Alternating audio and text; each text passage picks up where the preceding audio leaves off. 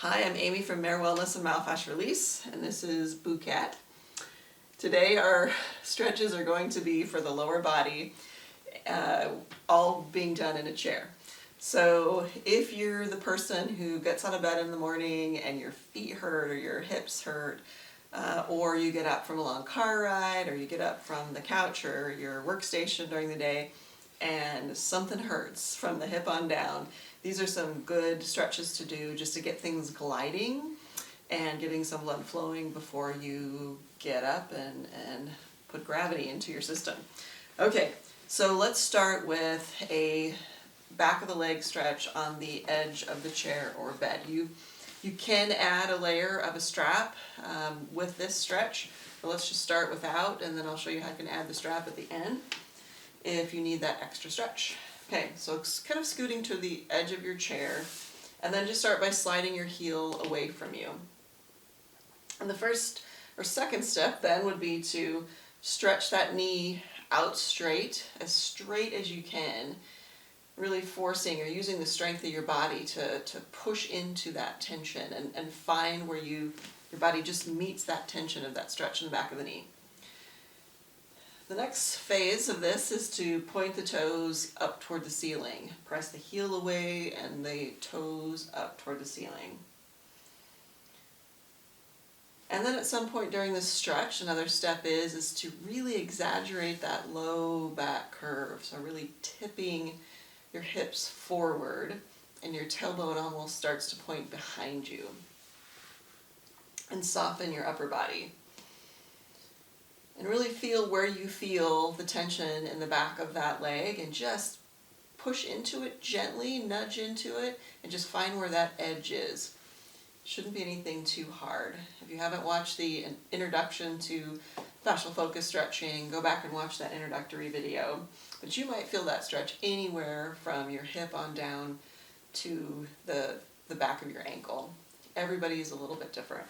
So the last layer with this stretch is going to be taking your strap and just putting it kind of around the balls of the feet, up a little bit higher, and then not forcing anything, but just giving a gentle pull so you can even relax your thigh a little bit more, your calf a little bit more, so you're providing that help of the toes pulling back from your upper body.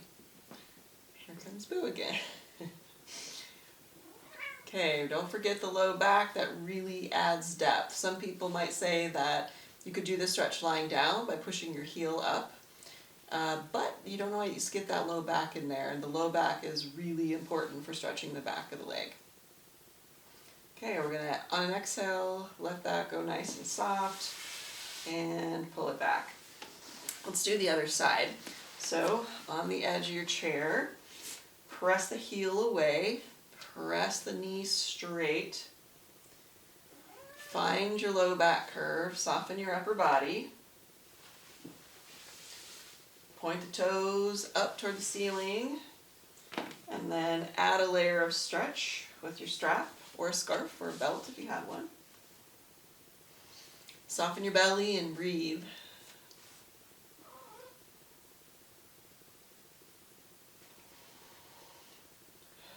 And be patient. And as you feel those tight spots in the back of your leg begin to let go, you can even add another layer to the stretch of thinking about your chest moving straight forward in this stretch. And as it starts to let go, you might be able to go a little bit more straight forward, but always keep that low back curve intact, even a little exaggerated as you begin to move forward. You can, again, hold these as long as you need to. And then on an exhale, soften and let that go. And we'll put this strap over here.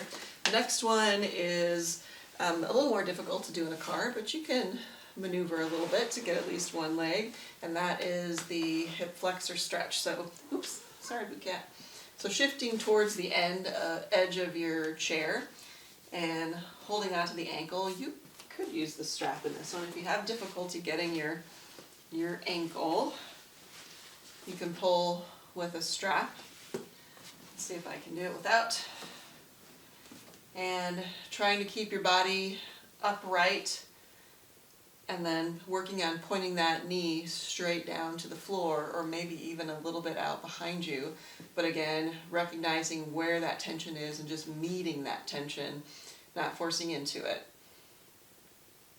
And then let the shoulders really soften. Let everything you can soften, except what you need to hold your position. Okay, I'm going to let that go slow on an exhale. And then we'll try the other side.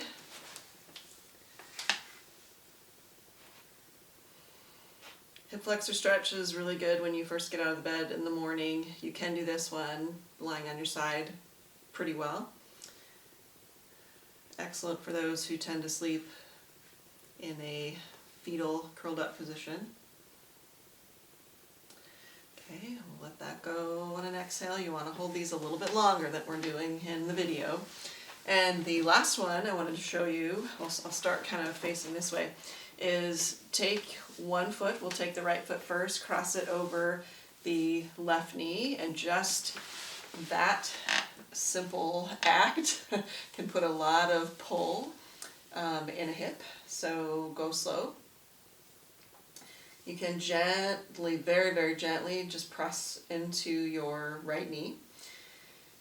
And then again, find that low back curve, and that's going to really add some depth to the stretch. And then try to soften what you don't need to hold the stretch. Soften the hips and thighs, make sure your shoulders are soft. Find that low back curve, keep bringing the head toward the ceiling and deepening that curve, softening your hips and thighs, continually looking for that tension and letting it go.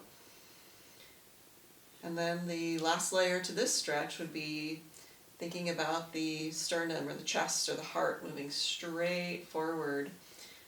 Helps to tip the hips just a little bit more and find that edge again, and that's where you hang out. And bigger muscles, thicker fascia in the lower body, it's going to take some time to feel that sensation of letting go or that release, or I can suddenly get a little bit more range of motion. Okay, we're going to soften and switch sides. So the left crosses over the right. Okay, gently just add enough weight here that you just feel a change in the depth of the hip here. Nice deep low back curve. Soften everything as much as you can. Just let everything kind of sink and soften. And then the final phase of the stretch is thinking about that heart moving straight forward. And I say forward rather than letting it collapse down, because that generally will, people will let go of that low back curve, and forward you almost have to deepen it. Okay, so those are three really, really wonderful hip and leg stretches. If you continue to have any issues getting up in the morning or out of a car, you might also look at the videos for the foot stretch and the calf stretch, and that can really help with the feet too. Okay, I hope that was helpful. I hope it keeps you functional and well.